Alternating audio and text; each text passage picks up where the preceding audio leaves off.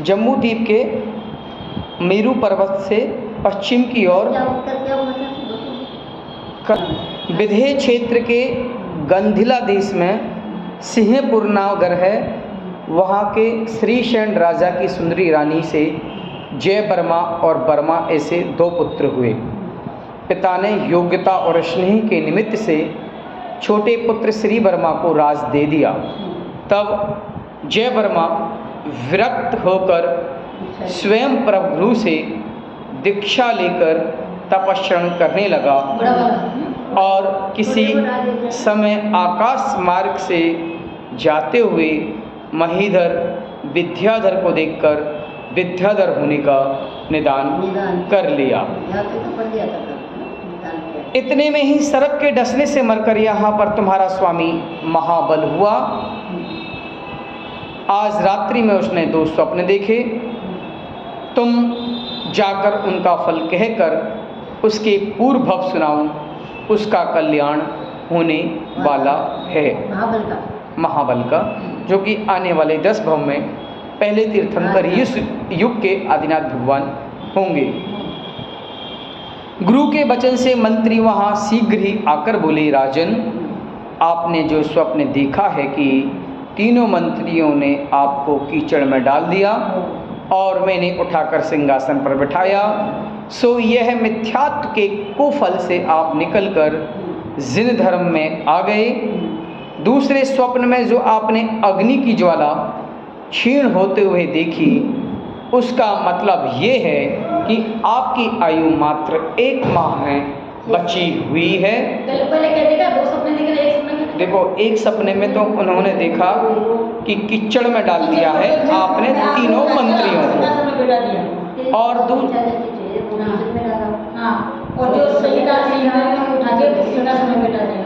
दूसरे स्वप्न में उन्होंने देखा कि जो अग्नि है उसकी ज्वाला कम हो रही है।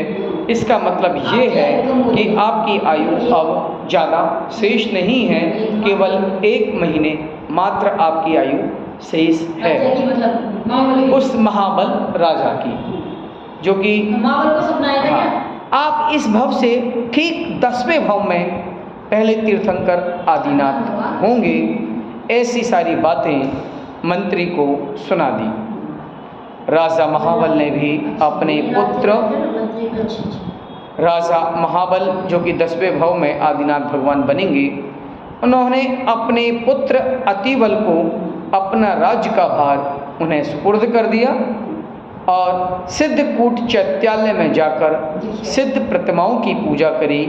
गुरु की साक्षी पूर्वक जीवन पर्यंत चतुर आहार त्याग कर सल्लेखना धारण कर ली। चारों प्रकार के आहार का मुनि भी नहीं बने, अपना सिद्ध परमेष्टि और मुनि को आधार मानकर चारों प्रकार का त्याग, आहार का आहार, लेह पे और लेह पे कवला खाद्य स्वाद लेह पे चारों प्रकार के आहार का त्याग कर सल्लेखना व्रत को धारण किया और धर्म ध्यान पूर्वक मरण कर ऐसान ईशान स्वर्ग में श्री प्रभन विमान में ललितांग नाम का देव हो गए।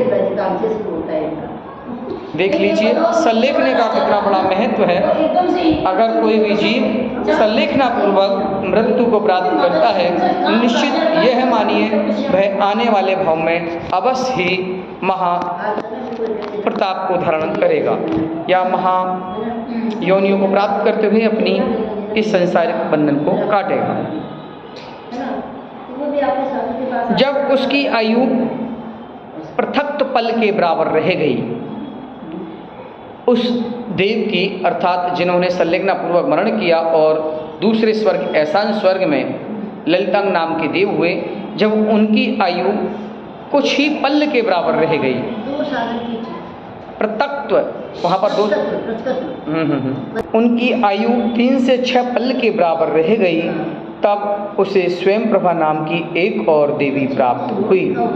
पृथक्त्व पल के बराबर रह गई, तब उसे स्वयं प्रभा नाम की एक और देवी प्राप्त हुई।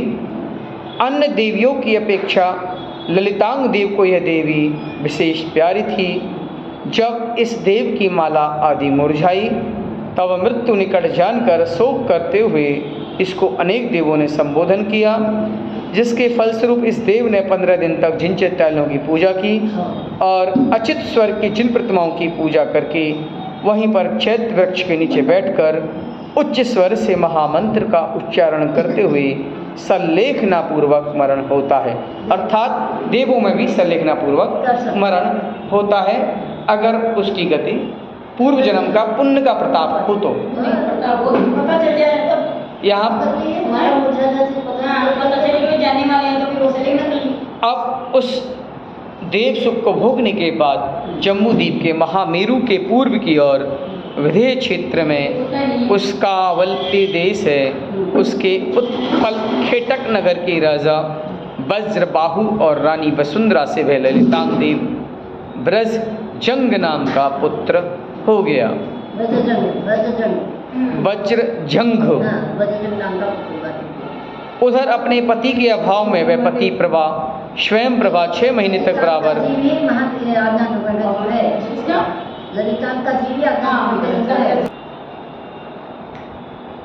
उधर अपने पति के अभाव में वह पतिव्रता स्वयं प्रभा 6 महीने तक बराबर जिन पूजा में तत्पर रही।